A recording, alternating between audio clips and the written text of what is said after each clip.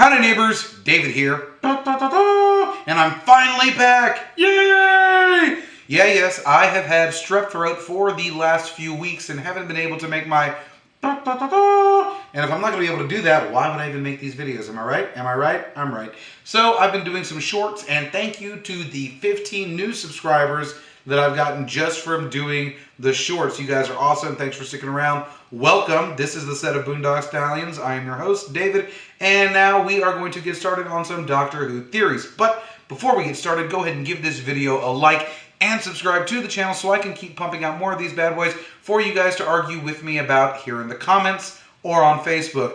Mostly on Facebook, you guys. You can argue with me here on the channel. It's fine. Facebook won't come in and shut you down when you start yelling, I promise.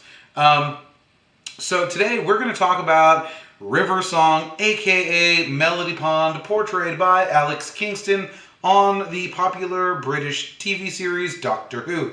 Now, for those of us Whovians that are familiar with the history of River Song, I have got another river mystery that Moffat failed to answer during the duration of his run of the show. So, having said that, I'm going to hit you with a brand new River Song theory question.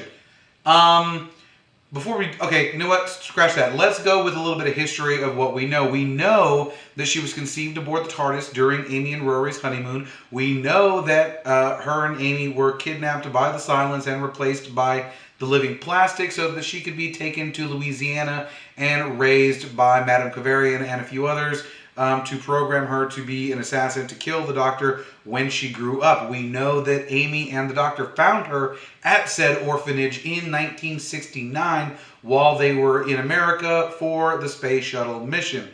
We also know that Amy shoots the little girl, and the little girl slash Melody ends up regenerating on the streets of New York, back into a toddler, or so she says. And then we meet up with her again when her and Amelia Pond are 10 years old with Rory going to school. They grow up together, and then we see her in Let's Kill Hitler when she regenerates into the River Song that we all know and love, which was portrayed by Alex Kingston.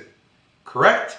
Correct. So, I know it was very poetic when Stephen Moffat wrote the line, "So you see, Mom and Dad, you did get to raise me, even if it's not the way you thought," by implying that they raised her because she grew up with them from the time they were children to the now.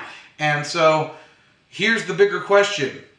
Who are her parents? And, I mean, obviously Amy and Rory are her parents, but, I mean, who were her mom and dad to sign her up to go to school? Who were her mom and dad or dad or moms or dads or any variation or combination of said coupling? But like, who was taking care of her? Where did she live? Who was paying the bills? Who was feeding her? Who was buying her new clothes? You need a parent or legal guardian for these things. At the same time, how exactly did a child Melody in 1969 stay a child all the way through to 2010 when we catch up with her, Amelia, and Rory? I mean, we could assume either A, somebody time traveled her from the streets of New York in 1969 to 2010, or we could assume that she's able to control her regenerations and age herself down and make herself younger so that she could in fact still be the same age as Amelia and Rory 30 years later when she gets back. Actually, this is my more popular theory because then we know that she would be the legal age adult who could sign all of her paperwork and do all of this. But even if that is the answer for it, like, you're telling me that she was besties with Amelia and Rory all these years and not once did they ever go and ask her about her home life? This is something I would like to know. Tell me, Stephen Moffat, I demand to know. But that's my whole little question mark slash theory for this River Song slash Amelia Pond theory video. I've got two videos coming out that I'm going to be working on after I'm done with this one about Stranger Things, because I have two unsuspecting villains, and I mean, one of them, some other channels I've seen around have come close to the theory I'm working on, but like, y'all missed the beautiful finishing grace that is my theory video for Stranger Things, and a surprise villain that's going to piss a lot of people off, and I'm really happy about it. So be excellent to each other and party on, dudes.